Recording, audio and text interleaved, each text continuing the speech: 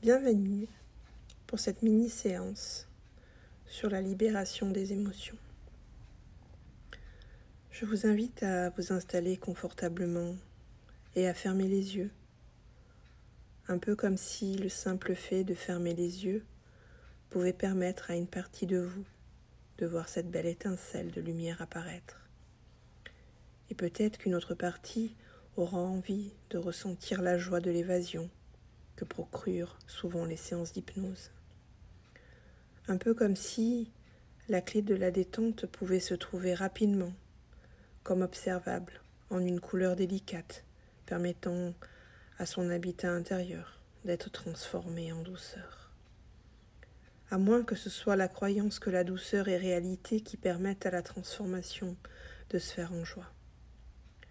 L'hypnose est un état naturel et vous pouvez décider d'y entrer maintenant ou dans quelques instants. La seule chose importante aujourd'hui, c'est vous.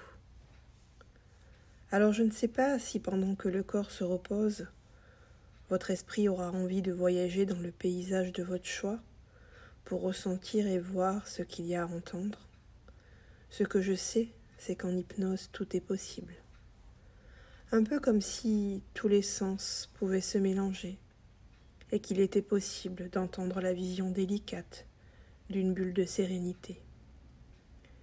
Et en parlant de sérénité, dans le mot serein, il y a le chiffre 1.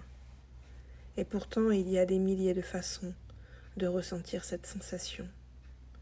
Peut-être qu'il s'agit finalement d'un nombre plus grand, une sorte d'équation personnelle qui mène à l'apaisement. Parce que bien souvent, on cherche un moyen d'être heureux, et on analyse alors qu'il suffit de s'autoriser à voir les multiples possibilités, pour comprendre que peu importe le chemin emprunté, le bonheur était déjà là, depuis toujours. Un peu comme si toutes les émotions du moment avaient le droit d'exister en même temps. Et je ne sais pas si le temps permet aujourd'hui à l'heure d'être l'instant adéquat pour la détente. Ce que je sais, c'est que vous aussi, vous pouvez vous autoriser à écouter toutes les émotions qui voudront peut-être s'exprimer dans les histoires que je vais vous raconter. Cela me fait penser à l'histoire d'un homme qui avait comme fidèle compagnon un haras vert qu'il choyait plus que tout.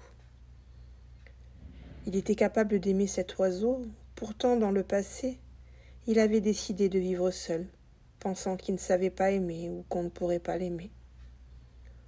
Aujourd'hui, il avait compris que l'amour était quelque chose de naturel et que tout le monde pouvait ressentir. Chaque matin, après l'avoir nourri, il lui ouvrait la cage et le laissait sortir quelques minutes pour qu'il déploie ses ailes. Mais le volatile ne pouvait que tourner en rond dans une pièce, alors qu'il rêvait de grands espaces. L'animal ressentait de la colère chaque fois que ce père semblait le libérer. Un matin, alors que l'homme lui ouvrit la cage, l'animal refusa de sortir et referma la cage d'un grand coup de bec. Je crois que l'animal essayait de communiquer son besoin à sa façon, mais il ne parlait pas le même langage. Et je ne sais pas si vous aussi, vous avez déjà essayé de dire ce que vous ressentiez, plutôt que d'essayer de le faire deviner. Mais le message devient plus clair et les réponses sont souvent celles attendues. Le vieux monsieur, étonné, se demanda pourquoi l'animal refusait de sortir. Il ne comprenait pas pourquoi il semblait en colère, alors qu'il le nourrissait bien et s'en occupait plus que n'importe qui. Un jour, il décida de changer de stratégie. Il ne comprenait pas son langage, mais pouvait ressentir un mal-être. S'il pouvait le ressentir, peut-être pourrait-il ressentir la solution. Alors il arrêta de chercher un instant. Il se posa. Et simplement, en lâchant prise, l'idée de libérer l'oiseau à l'extérieur lui vint. Il aurait pu craindre que l'oiseau s'en aille à tout jamais.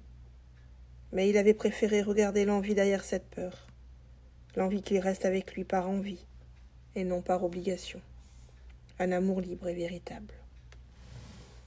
Alors l'homme prit l'oiseau et l'amena dans le jardin, ouvrit la cage. et le hara s'envola. Il revint le soir et cette nouvelle habitude saine s'installa. Je crois qu'il est bon de laisser ses émotions sortir, de ne pas les garder à l'intérieur. Le bon comme le mauvais doit pouvoir se libérer. Et lorsqu'on permet à nos émotions d'être écoutées et de s'envoler librement, la problématique peut s'apaiser.